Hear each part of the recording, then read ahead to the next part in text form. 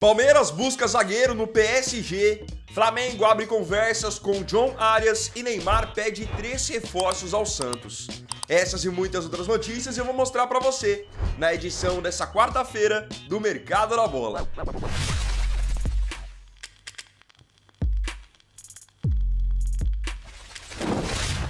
Bahia retoma conversas por Everson. Para 2026, Rogério Ceni quer um novo goleiro no Bahia.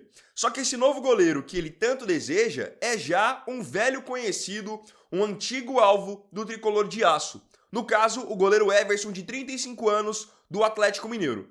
Jogador que, mesmo com a temporada muito ruim feita pelo Galo, ainda acabou sendo um dos poucos jogadores ali que se salvaram, com boas defesas, boas partidas e bastante regularidade. Segundo informação do jornalista Fael Lima, o Bahia tem tanto interesse no Everson que já abriu novamente conversas para tentar a sua contratação, coisa que já tentaram em uma outra oportunidade, mas o Atlético Mineiro não quis liberar.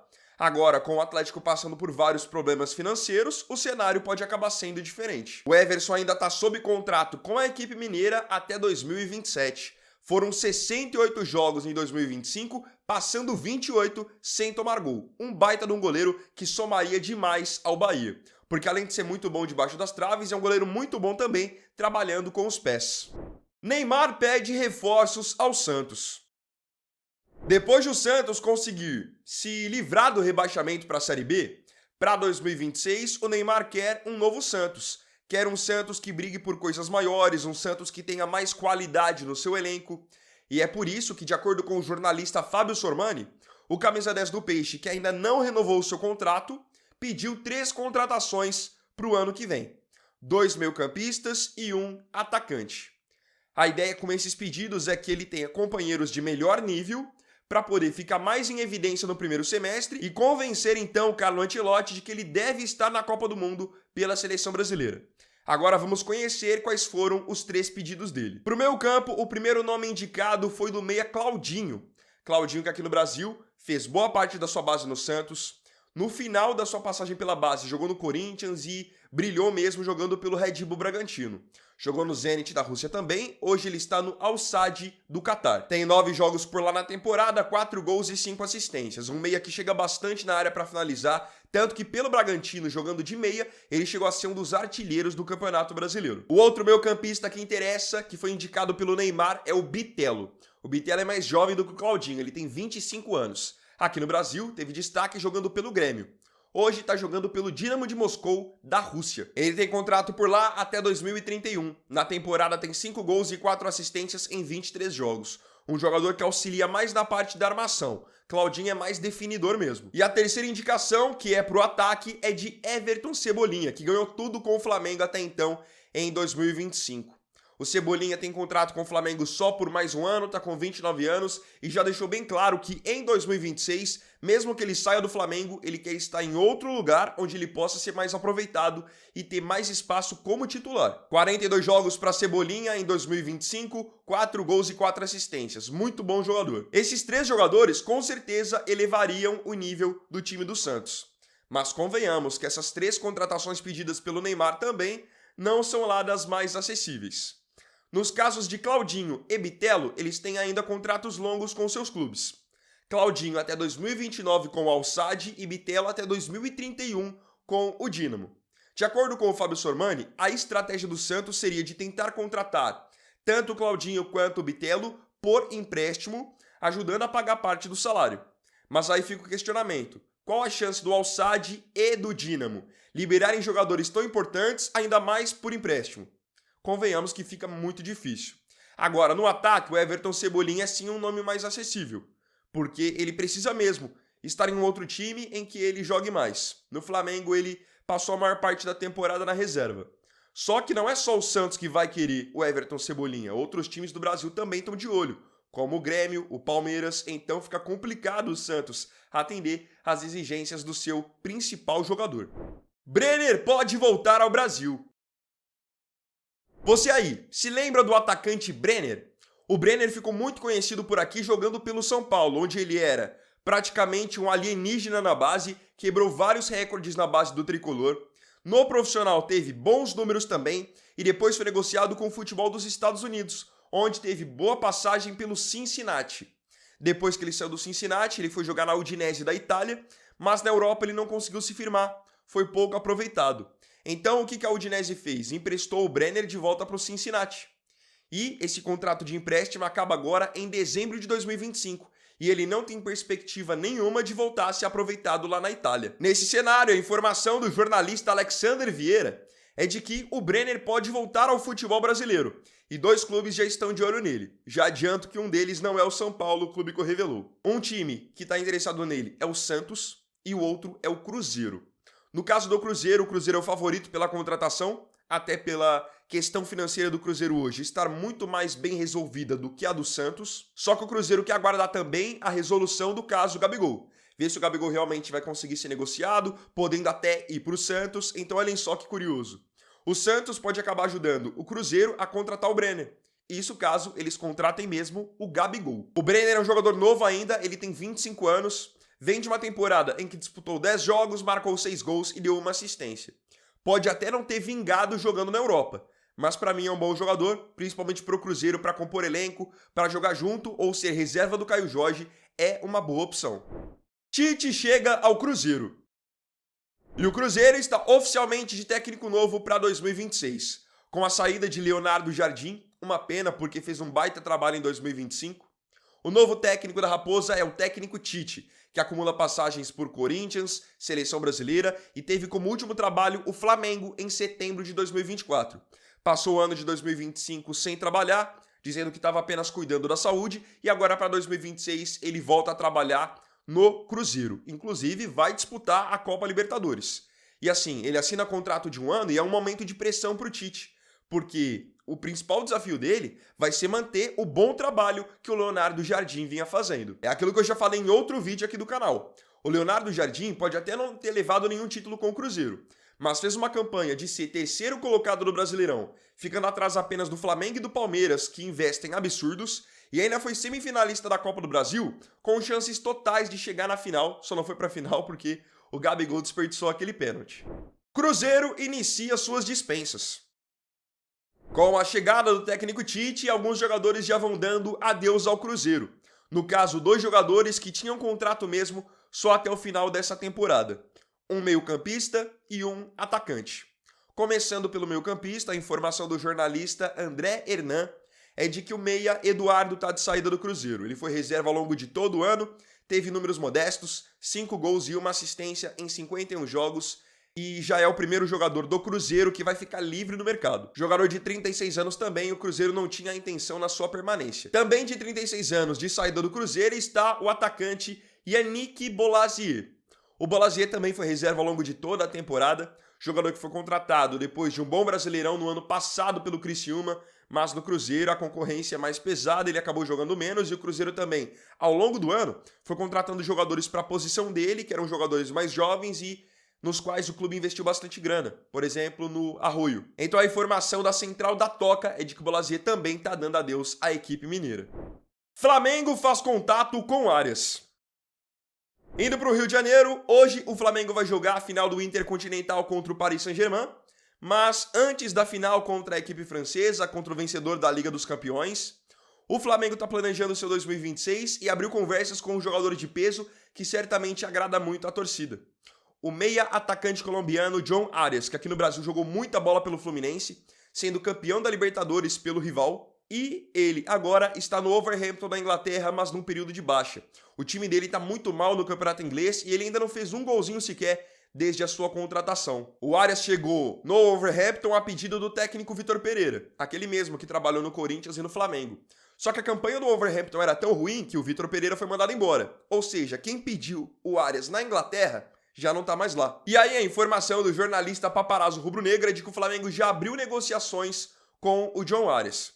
O Flamengo fez algumas conversas, alguns contatos e sinalizou para ele com um projeto esportivo e financeiro. E o Arias gostou do que ouviu. Afinal, quem hoje não quer jogar no Flamengo, com todo respeito? Um time que vai brigar por tudo, que paga em dia, salário bom, companheiros bons. Claro que vai seduzir o jogador. Então os dirigentes do Flamengo estão bem otimistas de que o acordo vai poder ser fechado para começo de 2026. Lembrando que o Arias ficou batendo na tecla por mais de um ano no Fluminense, que queria sair do Fluminense para jogar na Europa. E agora, olha só que curioso, a passagem dele na Europa pode acabar durando apenas 6 meses. Falando ainda sobre o Fluminense, queria só esclarecer uma coisa. No contrato de venda do Fluminense do Arias para o Wolverhampton, tá lá que o Fluminense tem uma prioridade da compra do John Arias em caso de uma negociação com outro clube brasileiro. O que isso significa? Que se o Flamengo chegar e fizer uma proposta para o Wolverhampton para contratar o Arias, o Wolverhampton não pode liberar na hora. Eles precisam primeiro ligar para o Fluminense e falar para o Fluminense, olha, o Flamengo fez uma proposta aqui. Quer cobrir? Quer igualar a proposta? Por causa dessa prioridade que é uma cláusula no contrato do colombiano. Agora, já pensaram o Flamengo em 2026 com Carrascal, Arrascaeta, John Arias? Fica complicado para quem for marcar esses jogadores. Dupla fora do Palmeiras. Falando agora sobre o Palmeiras, que vem de um 2025 bem decepcionante, sem nenhuma conquista. Para 2026, o Palmeiras vai liberar algumas peças do elenco e tá olhando para o mercado de maneira pontual, buscando nomes de um pouco mais de peso. Começando pelas prováveis saídas do Palmeiras, informação do portal do GE é de que o zagueiro Mikael deverá deixar o Allianz Parque. Mikael foi contratado por praticamente 5 milhões de euros do Houston Dynamo dos Estados Unidos no começo dessa temporada, mas esteve bem longe de corresponder às expectativas. Foi um alto investimento quando esteve em campo, comprometeu em jogos importantes, não conseguiu cair nas graças da torcida e demonstrou bastante insegurança. Agora o portal do GE traz a informação de que o Mikael tem propostas do exterior para deixar o Palmeiras e que a família dele também quer ir embora do Brasil. Então a tendência é de que isso aconteça, até porque o Palmeiras já está no mercado também, querendo contratar mais um zagueiro. E aí, o atacante que está de saída do Palmeiras, de acordo com o jornalista Flávio Latif, do UOL, é o Bruno Rodrigues, jogador que chegou para o Palmeiras vindo do Cruzeiro após uma boa temporada, mas passou praticamente 2 anos sem jogar, porque foi acumulando várias lesões gravíssimas nos seus joelhos. E aí, o porquê que o Bruno pode não jogar mais pelo Palmeiras? Quem acompanhou as redes sociais ontem sabe o burburinho que foi pelo fato de o Bruno Rodrigues ter jogado na várzea do Rio Grande do Norte, esses campeonatos de final de ano. Então ele jogou no Rio Grande do Norte, jogou na várzea, acabou sendo campeão até pela sua equipe da região. Só que isso pegou muito mal no Palmeiras, porque o Palmeiras, querendo ou não, preparou o Bruno Rodrigues por 2 anos depois de ele ter se lesionado, e a primeira coisa que ele faz nas suas férias é, logo, jogar na várzea, sabendo que tem o risco de ele se lesionar. Então isso acabou pegando muito mal, e ele então, que já não estava nos planos para a temporada que vem, há a tendência de que agora seja negociado mesmo. Ele tá com 28 anos e tem contrato com o Palmeiras até 2028. Jogador que quando chegou, havia sim uma expectativa em cima dele, mas as lesões acabaram atrapalhando demais essa passagem dele pelo Alviverde. Para quem não acompanha tanto os bastidores do futebol, pode achar que isso que o Bruno Rodrigues fez foi um absurdo. Ele ter ido jogar na várzea estando de férias. Só que é o seguinte, jogadores profissionais jogarem na várzea ou jogarem peladas durante as férias é muito mais comum do que vocês imaginam. É claro que nesse caso do Bruno Rodrigues pega muito mal pela questão de ele ter ficado muito tempo parado. Só que para outros jogadores é rotineiro. Eu posso falar para vocês porque tem um jogador profissional que sempre quando ele estava de férias, ele jogava no meu time aqui de Futebol Society. E quando eu digo sempre, é sempre mesmo. Todas as férias ele vinha e jogava. E digo mais, era um dos que mais tinha vontade de ganhar dentro da quadra. Tem um outro jogador também que agora em 2025 ele foi até convocado pelo Ancelotti na seleção brasileira. Ele joga na Europa. Nas férias de meio de ano também esteve aqui com os meus amigos e também jogou no Rachão. Então isso é algo já normal. O jogador mesmo nas férias ele quer estar jogando, quer estar se movimentando. Beraldo é alvo do Palmeiras. Para encerrar essa edição do Mercado da Bola, vamos falar sobre o novo alvo do Palmeiras para a zaga. Lucas Beraldo, zagueiro do Paris Saint-Germain de 22 anos, que aqui no Brasil foi revelado pelo São Paulo e esteve presente em algumas das últimas convocações de Carlo Ancelotti da seleção brasileira. Já não é um segredo para ninguém que o Palmeiras está buscando um novo zagueiro no mercado para 2026. Já foram ligados ao Palmeiras nomes como Nino do Zenit, Joaquim, do Tigres do México, Vitão, do Internacional, e agora o nome da vez é de Beraldo. Informação do jornalista Diego Firmino é de que o Palmeiras fez uma consulta oficial para saber das condições de contratar o Beraldo, que, reforçando, não é hoje titular do PSG. A dupla de zaga titular dos franceses é formada por Marquinhos e Pátio. Então Beraldo, por vezes, quando joga, nem joga como zagueiro. Acaba entrando para ajudar na lateral esquerda. Enfim, 2026 é um ano de Copa do Mundo e o Palmeiras tenta usar desse argumento, desse fator, para dizer pro Beraldo que é uma boa jogar no Palmeiras pela visibilidade, enfim, pelo projeto que o Palmeiras tem. A princípio, a ideia do time paulista é de apresentar para ele uma proposta por empréstimo com opção de compra. Caso o PSG não aceite, o Palmeiras vai tentar uma compra envolvendo algum jogador jovem da base que interesse ao Paris Saint-Germain, como o Eric Belé. Vendo o Palmeiras tentar contratar o Beraldo por empréstimo, fica até uma curiosidade, um questionamento. Por que o Palmeiras não usou exatamente essa mesma estratégia quando foi contratar, por exemplo, o Mikael? Porque o Mikael é um jogador que era praticamente desconhecido. Vinha de uma liga muito fraca que é a dos Estados Unidos. Então, seria muito mais inteligente você pegar e trazer esse jogador por empréstimo para testá-lo, do que agora você querer testar um jogador que joga no PSG e já foi convocado para a seleção, que é um cara muito mais experimentado e validado. Agora, falando sobre a chance do Beraldo jogar no Palmeiras, é um cara que somaria muito pro Palmeiras, porque ele é um zagueiro muito técnico, então ele tem a saída de jogo muito boa. Você colocando ele do lado do Gustavo Gomes, você melhora a sua saída de bola. Porque o Gustavo Gomes é um baita no zagueiro, mas saindo com a bola, ele é péssimo. Essa é a grande verdade. Tanto que o Gomes, geralmente, só dá chutão.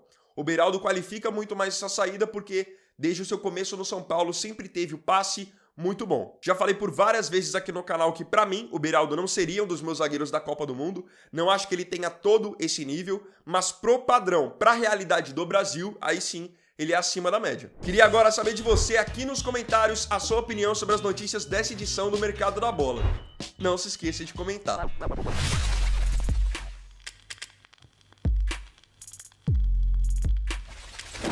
Então, bom, galera, esse vídeo aqui foi o primeiro dessa quarta-feira. Eu agradeço profundamente a você pela companhia em mais um vídeo. Se tiver gostado, deixa o seu like, se inscreva no canal, compartilhe e comente também. Beleza? Então é isso, galera. Tamo junto, até mais tarde e até o próximo vídeo. Fiquem com Deus. Vini Weiner aqui, valeu, falou e fui!